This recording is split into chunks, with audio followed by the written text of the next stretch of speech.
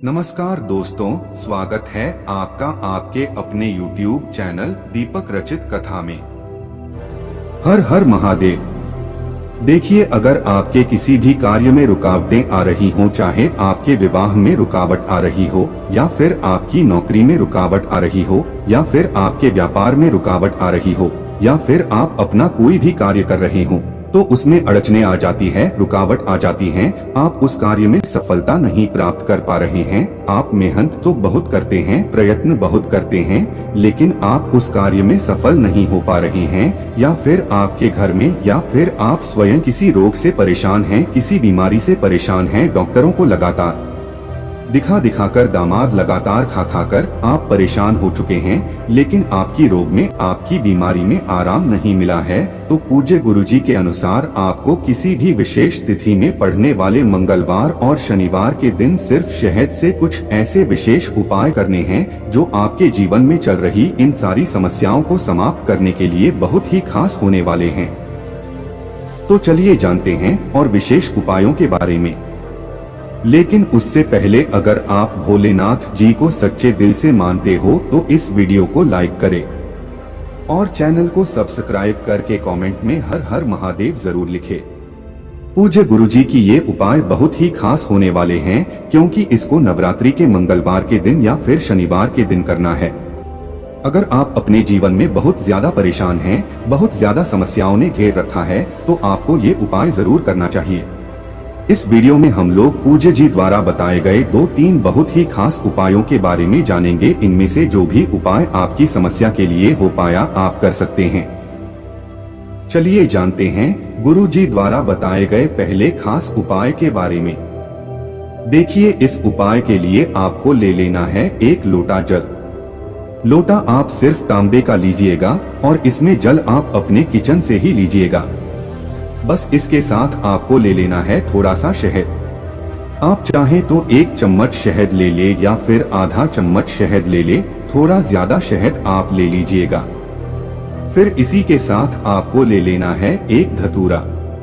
अगर आपके पास धतूरा नहीं है तो आप शिवलिंग के ऊपर चढ़े हुए धतूरे को उठाकर जल से शुद्ध करके फिर उसका इस्तेमाल भी कर सकते हैं, या फिर किसी फूल वाली दुकान से आप धतूरे को खरीदकर उसका इस्तेमाल कर सकते हैं। पूज्य गुरुजी के अनुसार ये उपाय मंगलवार या शनिवार की विशेष तिथि में कोई भी व्यक्ति कर लेता है तो उसके जीवन के ये सारे संकट तो समाप्त होते ही हैं। और अगर किसी के शरीर में कोई बाहरी रोग हो गया है तो उसमें भी बहुत जल्द आराम मिलती है। देखिए, ये तीनों सामग्री लेकर आपको पहुंच जाना है शिवालय। पूज्य जी के अनुसार इस उपाय को आप शाम को भी कर सकते हैं और सुबह भी कर सकते हैं। जब भी आपको टाइम मिल जाए तब आप इस उपाय को कर सकते हैं। शाम को अगर आप प्रदोष काल के समय में करते हैं तो यह आपके लिए बहुत अच्छा होता है। अब शिवालय पहुंचकर सबसे पहले आप एक काम करेंगे, आप दक्षिण दिशा में बैठ जाएंगे और उत्तर दिशा की तरफ अपना फेस कर लेंगे। लेकिन अगर शिवालय में भीड़ है तो पूज्य जी कहते हैं कि ऐसी स्थिति में आप किसी भी दिशा में बैठकर शिवलिंग की पूजा प्रार्थना कर सकते हैं। देखिए, आप जो 1 धतूरा लेकर आए हैं उस धतूरे में चारों तरफ शहद लगा लीजिए। देखिए, आप जो शहद लेकर आए हैं उस शहद में इस धतूरे को डुबो दीजिए, तो इस धतूरे में चारों तरफ शहद लग जाएगा।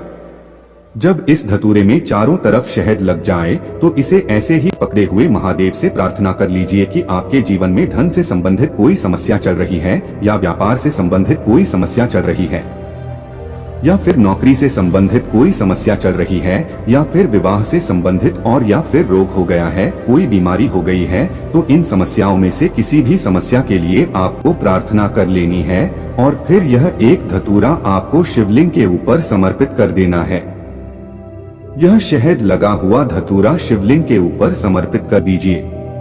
फिर इसके बाद जो आप 1 लोटा जल लेकर आए हैं उस जल को इसी धतूरे के ऊपर आप समर्पित करेंगे। देखिए, ये जो धतूरा में शिवलिंग के ऊपर रखा है, इसी के ऊपर अब धीरे धीरे यह जल समर्पित करते जाएंगे और लगातार शिव महापुराण के मूल मंत्र श्री शिवाय नमस्तुभ्यम या फिर ओम नमः शिवाय, इन दोनों में से किसी भी एक मंत्र का जाप कर लेंगे। गुरुजी ने कहा कि जब ये जल धतूरे से होता हुआ शिवलिंग में स्पर्श करेगा तो से हमारे जीवन के संकट समाप्त होंगे। हमारी बीमारियों में हमें आराम मिलना शुरू होता है। अगर किसी काम में अड़चन आ रही है, रुकावट आ रही है, तो उसमें हमें सफलता मिलती है और हमें अपने व्यापार में, नौकरी में तरक्की मिलती है। पूज्य गुरुजी ने कहा कि इस मंगलवार और शनिवार में किसी भी दिन आप इस उपाय को कर लीजिएगा और महादेव से प्रार्थना कर लीजिएगा। हम आपको यकीन दिलाते हैं कि आपकी वो सारी समस्याएं महादेव की कृपा से बहुत ही जल्द समाप्त हो जाएंगी। तो ये उपाय आपको जरूर करना चाहिए। अब इसके बाद बात करते हैं पूज्य गुरुजी द्वारा बताए गए दूसरे खास उपाय के बारे में। देखें, ये उपाय भी आपके लिए बहुत ही खास होने वाला है, क्योंकि ये उपाय आपको रात के समय में करना है। इस उपाय के लिए आपको एक दीपक ले लेना है। दीपक आप मिट्टी का भी ले सकते हैं या फिर आप अपने घर पर शुद्ध आटा मारकर उसका भी दीपक तैयार कर सकते हैं। इस दीपक को आप चौमुखी दीपक बनाएंगे। अगर चौमुखी दीपक आप मिट्टी का लेना चाहे तो उसका ले सकते हैं या फिर घर पर बना सकते हैं। इस दीपक में आपको 2 लंबी मौली के धागे की बत्ती का प्रयोग करना है। मौली का धागा यानी कलावा। कलावा जो हम लोग अपने हाथ में बांधते हैं, उसी को आप काट लीजिएगा और 2 बत्ती बना दीजिएगा। जैसे कि एक बत्ती 2 कोनों में लग जाए और फिर दूसरी बत्ती बाकी बचे हुए 2 कोनों में लग जाए।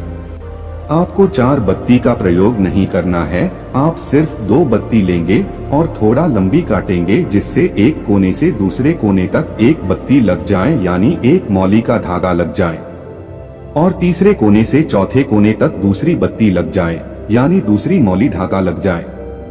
फिर इसी के साथ ही दीपक में आप चाहें तो गाय के घी का इस्तेमाल कर सकते हैं या फिर तिल के तेल का इस्तेमाल कर सकते हैं या फिर सरसों के तेल का इस्तेमाल कर सकते हैं। इन तीनों में आपके पास जो भी हो उसका आप इस्तेमाल कर सकते हैं। अब ये दीपक लेकर आपको शाम के समय में यानी रात के समय में आप यह उपाय 7 बजे कर सकते हैं, 8 बजे कर सकते हैं, 9 बजे कर सकते हैं। इस समय रात में आप किसी बिताएंगे उपाय कर सकते हैं। आप ये दीपक लेकर आप किसी भी हनुमान जी के मंदिर पहुंच जाएंगे। आपको ध्यान रखना है कि आप उसी हनुमान जी के मंदिर में जाएंगे जहां पर हनुमान जी के मंदिर में चोला समर्पित होता हो, उन्हें वंदन लगाया जाता हो, उसी हनुमान मंदिर आपको जाना है। अब हनुमान जी के सामने पहुंचकर सबसे पहले आप यह दीपक उनके चरणों के आसपास कहीं रख दीजिए और फिर इस दीपक को आप प्रज्वलित कर दीजिए। प्रज्वलित करने के बाद वहीं आप बैठकर श्री राम या फिर जय सिया राम या फिर सीता राम किसी भी प्रकार से आप श्री हनुमान जी के सामने प्रभु श्री राम का गुणगान कर लीजिए, प्रभु श्री राम के नाम का गुणगान कर लीजिए।